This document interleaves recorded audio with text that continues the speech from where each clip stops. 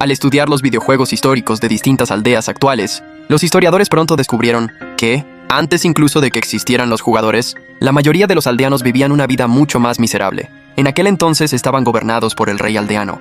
Bajo las órdenes del rey, todos los plebeyos eran enviados a las minas a trabajar, y con el duro trabajo día tras día, el palacio real pronto se volvió cada vez más opulento. Todos los ministros vivían en villas lujosas. Sin embargo, esta riqueza no tenía nada que ver con los aldeanos trabajadores. Seguían viviendo en barriadas pobres hechas de barro, vistiendo harapos a diario y pasando hambre. Era evidente que los frutos de su trabajo eran en su mayoría explotados por esos malditos nobles. Así que para mantener a sus familias, no tenían más remedio que esforzarse aún más en las minas. Pero cuanto más se esforzaban, más lujosa era la vida de esos nobles. Además, si algún plebeyo intentaba entrar en el barrio rico, inmediatamente era expulsado por los guardias reales. En casos graves incluso podían perder la vida. Estaban confinados para siempre en los barrios pobres, prohibidos de interactuar con la alta sociedad. Irónicamente, siendo también un aldeano, Ferami, el hijo mayor del rey, era un firme guerrero idealista. Se presentó personalmente ante su padre y propuso un sistema de igualdad para todos. Sin embargo, el rey, al oírlo, lo reprendió severamente, afirmando que esos plebeyos merecían ser la riqueza de su linaje noble. Ferami no compartía la ideología de su padre. Estaba firmemente convencido de que todos los aldeanos debían ser iguales. Para hacer realidad su ideal, abandonó el palacio y buscó a su hermano menor Víctor, con la esperanza de conseguir su apoyo. Deja ya esa idea estúpida. Arruinará la buena vida que tenemos ahora. Te equivocas. Si logramos la igualdad, nuestra civilización se desarrollará con aún más prosperidad. Ferami y su hermano no llegaron finalmente a un acuerdo, separándose con resentimiento. Para ganar una gran cantidad de seguidores, Ferami se dirigió a los barrios pobres y realizó una encuesta entre los plebeyos, preguntándoles si estaban dispuestos a seguirlo, para derrocar al rey y crear un mundo de igualdad para todos.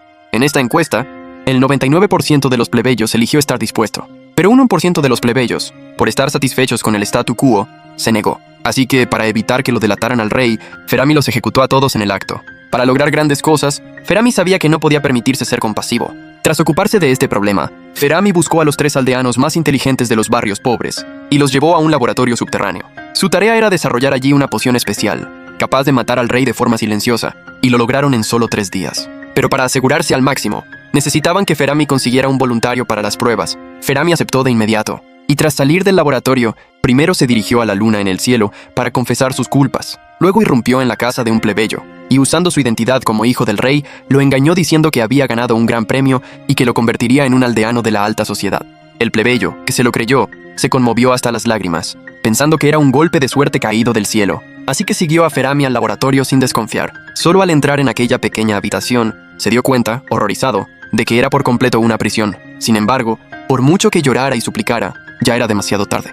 Pronto, los investigadores se presentaron ante él. Sacaron la poción de una caja cercana y la arrojaron sobre su cuerpo. El cuerpo del sujeto de prueba pronto comenzó a reaccionar. Mientras su color cambiaba constantemente, finalmente desapareció sin dejar rastro dentro de la celda. El efecto cumplía totalmente las expectativas de Ferami. Pero la pregunta siguiente era, ¿cómo hacer que el rey bebiera esa poción? Ferami sabía que al rey le gustaban las mujeres, y que cada noche llamaba a una bailarina llamada Keisha para aliviar su estrés. Así que buscó por adelantado a la bailarina Keisha y la sobornó con éxito con 10 monedas de oro, pidiéndole que encontrara la oportunidad esa noche de verter la poción en la comida del rey. Y para que el plan fuera infalible, antes de la puesta del sol, se coló de nuevo en la habitación de su hermano y escondió un diario bajo su almohada, que contenía información completa sobre un plan para asesinar al rey. Su objetivo era atribuir todo el acto del asesinato a su hermano menor de 9 años, Víctor. Pronto llegó la noche. La bailarina Keisha fue llamada al palacio como estaba previsto. Siguiendo el plan acordado, introdujo la poción a escondidas en un pastel. Luego comenzó a engañar al rey, diciendo que le había traído un pastel deliciosamente mortal. El rey, dado a los placeres tras comer el pastel, pronto comenzó a sentirse indispuesto. Su rostro se fue demudando cada vez más, hasta que finalmente cayó al suelo muerto. En ese momento, el hijo menor del rey, alertado por el ruido, corrió hacia allí. Al ver a su padre en el suelo, inmediatamente preguntó a Keisha, «Keisha, ¿qué ha pasado?» «Lo siento, tu padre ha fallecido». «¿Qué quieres decir con eso? ¿Tú tienes que ver con la muerte de mi padre?» Sin embargo, en ese momento apareció repentinamente Ferami, y además traía consigo a los guardias reales. Gracias a las pruebas falsificadas previamente en la habitación de su hermano, consiguió con éxito culpar del asesinato a su hermano Víctor. Lo sentenciaron a cadena perpetua y lo encerraron en la prisión subterránea. Habiendo eliminado todos los obstáculos, Ferami ascendió sin problemas como el nuevo rey, ostentando el poder supremo. En ese momento no había olvidado su ideal original y seguía firmemente decidido a lograr la igualdad para todos los aldeanos. Pero pasaron 10 años en un abrir y cerrar de ojos, y la vida de esos plebeyos no había cambiado.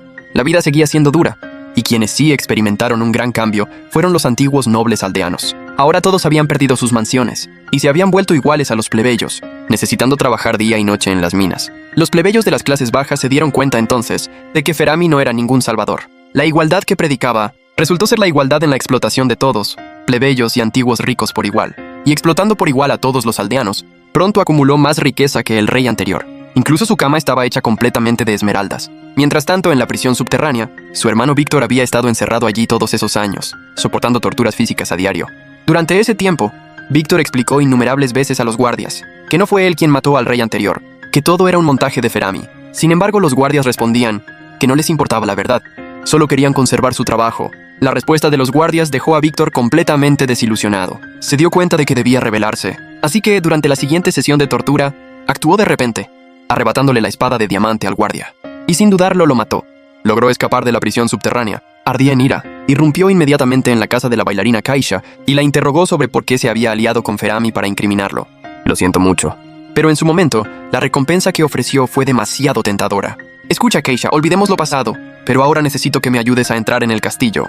Te daré 100 monedas de oro cuando termine. Como era de esperar, Kaisha fue sobornada de nuevo, asintiendo con la cabeza rápidamente. Así que a continuación, Víctor se disfrazó también de bailarina, y haciéndose pasar por la hermana de Kaisha, se coló en el castillo. Justo cuando el rey estaba a punto de intimar con Kaisha, Víctor, a través de un túnel del laboratorio subterráneo, finalmente llegó al dormitorio real. El rey, mirando a este intruso repentino, le resultaba muy familiar, pero no podía recordar de quién se trataba. Fue solo cuando Víctor se quitó por completo el disfraz, que el rey recordó de repente. Era su propio hermano menor, a quien había incriminado para conseguir el trono. Quizás deberías haberme eliminado directamente en su momento, pero ahora ya no tienes oportunidad. Dicho esto, Víctor sacó una calavera. Luego, siguiendo el método registrado en un libro, colocó 4 bloques de tierra de almas en el suelo. Víctor sabía muy bien que una vez que el Wither fuera invocado, él mismo también enfrentaría la muerte. Aún así lo hizo. El Wither arrasó los edificios del reino, y solo unos pocos aldeanos sobrevivieron. Pero este desastre también les ayudó a liberarse de la explotación del rey. Pronto se dispersaron por todo el mundo,